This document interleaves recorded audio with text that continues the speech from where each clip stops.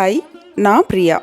Law of attraction இதை use பண்ணி நீங்கள் உங்களுக்கு பிடிச்ச வாழ்க்கையை ரொம்ப சூப்பராக வாழ்கிறதுக்கு நீங்கள் எந்த மாதிரியான மைண்ட் செட்டில் இருக்கணும் அப்படிங்கிறதுக்கு உண்டான கிளாஸஸ் நான் எடுத்துகிட்ருக்கேன்.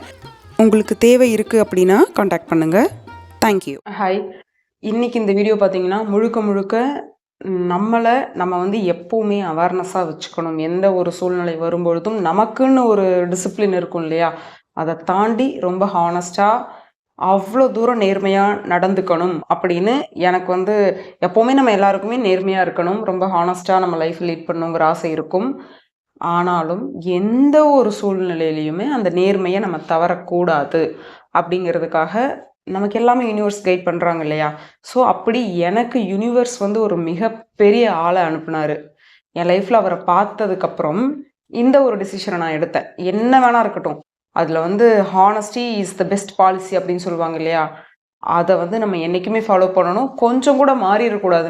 நம்மளோட அந்த நிலை மாறவே கூடாது அப்படிங்கிறத ரொம்ப ஸ்ட்ராங்காக பிலீவ் பண்ணது நான் அவர்கிட்ட இருந்து கற்றுக்கிட்டது.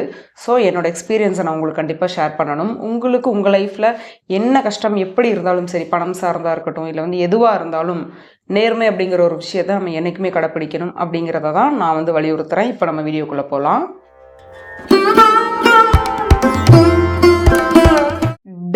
டெய்லி நமக்கு ஒரு டெஸ்ட் யூனிவர்ஸ் வச்சுக்கிட்டே தான் இருக்குது, சரிங்களா. நம்ம அதுலேருந்து நம்ம பாஸ் பண்ணி போக போக அடுத்தடுத்த லெவலுக்கு நம்மளை கொண்டு போயிட்டே இருப்பாங்க.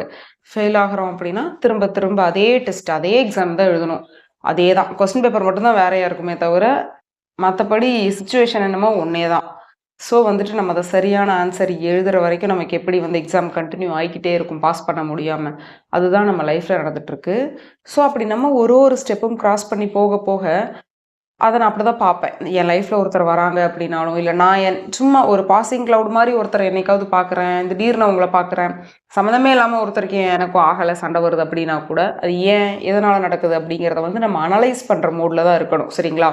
இப்போது நான் என் லைஃப்பில் ஒருத்தர் பார்த்தேன்னு சொன்னேன் இல்லைங்களா, அவரு தான் நிஜமாவே அந்த கடவுள். அப்போ கடவுளை நீ நேரில் பார்த்துருக்கிய அப்படின்னு கேட்பாங்க இல்லையா, அப்படி ஒரு ஆள். அவரை நான் எப்படி வேணால் சொல்வேன், கடவுள்னு சொல்வேன், யூனிவர்ஸ்னு சொல்வேன், முருகன், அல்லா, ஜீசஸ், இல்லை அது யார் வேணால் அதை அவரை நான் தான்னு சொல்லுவேன். அந்த அளவுக்கு ஒருத்தரை நான் பார்த்தேன்.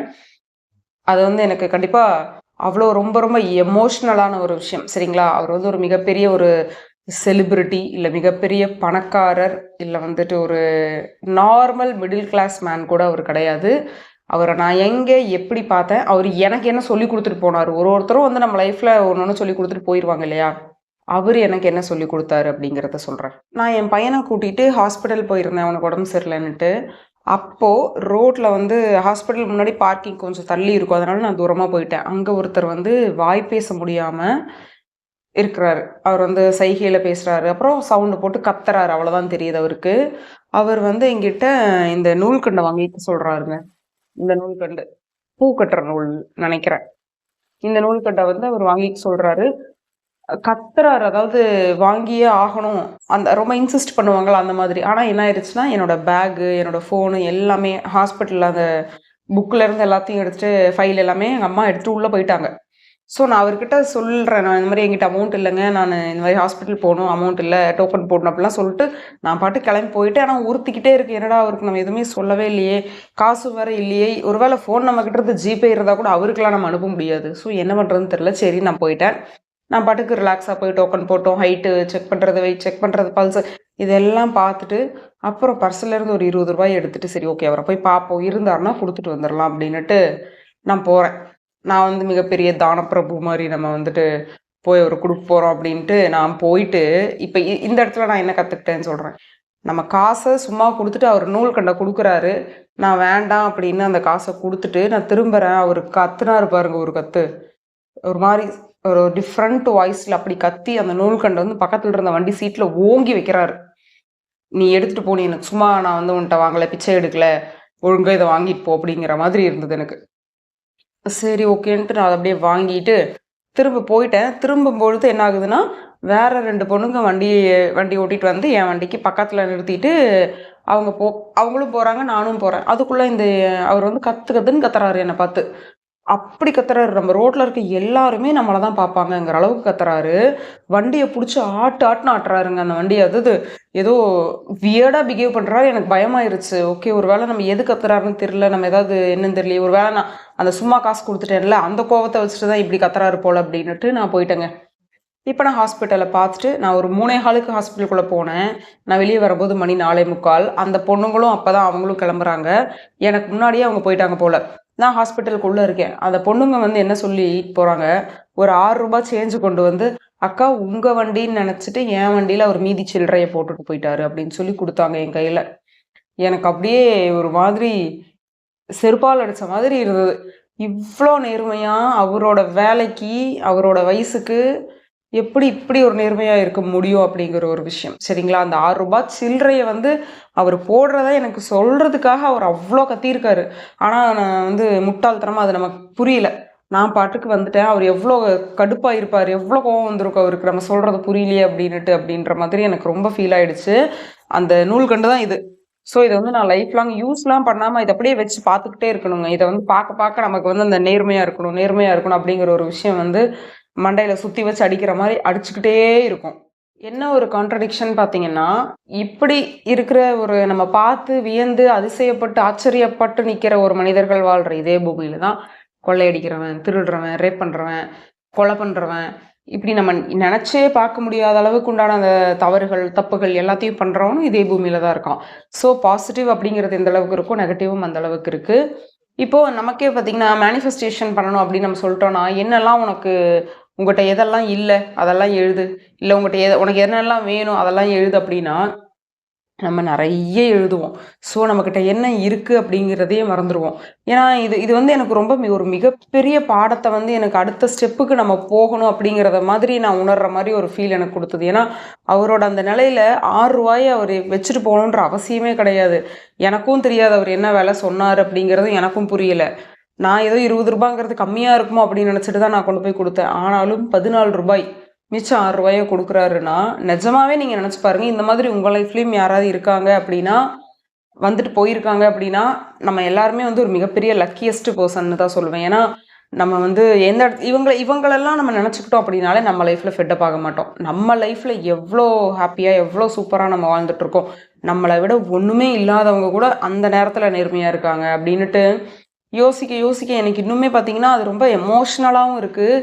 அப்படியே புல்லரிக்கிற மாதிரியும் இருக்கு. எல்லா ஒரு மிக்ஸ்டு ஃபீலிங்ஸா இருக்கு. அந்த மனுஷன நான் பார்த்தது. அப்படி வந்து ஏன்னா இப்ப நெறைய பேர் நமக்கு வந்து செலிபிரிட்டீஸ் பத்தி தெரியும். அப்புறம் அவங்க செய்ற நன்மைகள், அப்புறம் நம்ம நார்மலா இருக்க நம்மலாம் வந்து போய் ஏதாவது எங்கேயாவது ஒரு தானம் குடுத்துட்டு வர்றது, ஏதாவது ஒரு ஹோமுக்கு போறது, இதையெல்லாம் கூட நம்ம பண்ணுவோம். ஆனா, யாருக்குமே தெரியாத ஒரு ஃபோன் இல்லாம, சொசைட்டில ஒண்ணுமே என்னன்னே தெரியாம, அவங்க பாட்டுக்கு அவங்க அந்த அன்னைக்கு சமைச்சு சாப்பிட்டு, அந்த அன்னைக்கு வேலைக்கு போய், அந்த காச வச்சு அந்த அன்னைக்கு செலவு பண்ணிட்டுன்னு ஒரு டெய்லி வேஜஸ் இருக்காங்க இல்லையா? இத்தனைக்கும் அவரு பேச தெரிஞ்ச ஒரு நார்மல் பெர்சன் கூட கிடையாது. அவர் வந்து பேச முடியாதவர். அப்படிங்கும் பொழுது, அவருக்கு அந்த நேரமே எப்படி அந்த ஒரு எண்ணம் அந்த கடவுள் குடுத்துருக்கு அப்படிங்கிறத நெனச்சு தான் நான் திரும்ப திரும்ப வியந்துகிட்டே இருக்கேன். எனக்கு இந்த நூல்கண்ட பார்க்க எனக்கு வந்து அது ஒரு மாதிரி அந்த பாசிட்டிவிட்டி வந்து நம்ம உடம்பு பூரா பரவுது. அந்த மாதிரி ஒரு சன்ரைஸ் தலையிலேருந்து கால் வரைக்கும் நமக்கு அப்படியே ஃபீல் பண்ணுவோம் இல்லையா? அந்த மாதிரியான ஒரு பாசிட்டிவிட்டி வந்து எனக்கு இந்த நூல்கண்ட பார்க்கும்போதெல்லாம் ஃபீல் ஆகுது. ஸோ வந்துட்டு இப்போ நமக்கு என்ன தெரிஞ்சுக்கணும்னா, எதுவுமே இல்லாதவங்க கூட நேர்மையா இருக்கும் பொழுது, நம்ம நேர்மையா இருக்கணும். நேர்மையா இருக்கிறதுனா சாதாரணமான விஷயம் கிடையாதுங்க. ஏன்னா வந்துட்டு உண்மை, நேர்மை இந்த விஷயம் எல்லாமே பொதுவா நம்ம எல்லாருமே கடைப்பிடிக்க ஆரம்பிச்சிட்டோம்னா, ஒரு மிகப்பெரிய ஸ்ட்ரகிள்ஸ நம்ம ரிப்பீட்டடா குடுத்துக்கிட்டே இருக்கோம். ஏன்னா, நம்மளோட அந்த நேர்மையாவே இருக்கியா? எந்த சூழ்நிலை வந்தாலும் உண்மையா தான் இருக்கியா? அப்படிங்கிறத வந்து டெஸ்ட் பண்ற மாதிரி அந்த கர்மா வந்து நமக்கு நெறைய டிஃப்ரெண்ட்டா டிசைனா பிரச்சனைகள குடுக்கும். ஆனாலும் நம்ம எந்த இடத்துலயுமே உண்மையாவும், ஹானஸ்ட்டாவும் இருந்துட்டோம் அப்படின்னா மட்டும் போதும். நம்ம பெருசா எந்த ஒரு ஆசை அதாவது இந்த மாரி விஷயங்கள் இவர மாரி ஆளெல்லாம் நான் எனக்கு பார்க்கும்பொழுது, எனக்கு லைஃப்ல வேற எதுவுமே வேணாம். எனக்கு இப்ப இருக்கேன் பாரு நானு, இது எனக்கு கோடி மடங்கு பரவால்ல. இதுக்கே நான் வந்து இன்னும் 10 ஜென்மம் வந்து நான் ரொம்ப கிராட்டிட்யூடோட இருக்கணும்.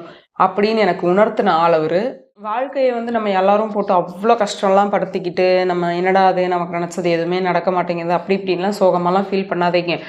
டக்குன்னு உசுரு போயிரும். சரிங்களா? எப்போ எப்படி போகும்னு யாருக்குமே தெரியாது. ஆனா ஒரு நாள் கண்டிப்பா போகுங்கிறத ஒரு மைண்ட்ல வச்சுக்கோங்க. நமக்கு இன்னைக்கு இருக்கிற ஒரு நாளும், இப்ப நம்ம கையில இருக்க ஒரு நொடியுமே நமக்கு அவ்ளோ வேல்யூபிளான ஒரு விஷயம் அப்படிங்கிறதோட நம்ம டிராவல் பண்ணனா, இப்படிப்பட்ட ஆளுகளும் நம்ம நாட்டில் நம்ம கூடவே ஒன்றாதான் வாழ்ந்துட்டு இருக்காங்க அப்படிங்கிறத நம்ம நினச்சோன்னா நம்ம ரொம்ப ரொம்ப பிளஸ்டு. நம்ம பண்ணின புண்ணியம் தான் நம்மளை வந்து இப்படி ஒரு நல்ல வீட்டில் 3 வேளை சாப்பாடு, ஓரளவுக்கு ஒரு டீசெண்டான வாழ்க்கை முறையை வந்து ரொம்ப கம்ஃபர்டபுளாக வாழ்கிறதுக்கு உண்டான வழியை இந்த யூனிவர்ஸ் நமக்கு நம்மளோட நல்வினைகள் காரணமாக கொடுத்துருக்கு. அதுக்கு நம்ம என்னைக்கும் கிராட்டிடியூடாக இருந்தோம் அப்படின்னா இந்த கிராட்டிடியூட் இன்னும் நம்மளை ஃப்யூச்சரில் ஓஹோன்னு கொண்டு போய் வைக்கும். ஸோ நேர்மையாக இருக்க மறந்துடாதீங்க. எப்போவுமே ஒரு விஷயத்த இல்லைன்னு இயங்காதீங்க. இருக்கிறதுக்கு கோடி மடங்கு 1000 கோடி மடங்கு நன்றியோடு இருங்க. தேங்க்யூ.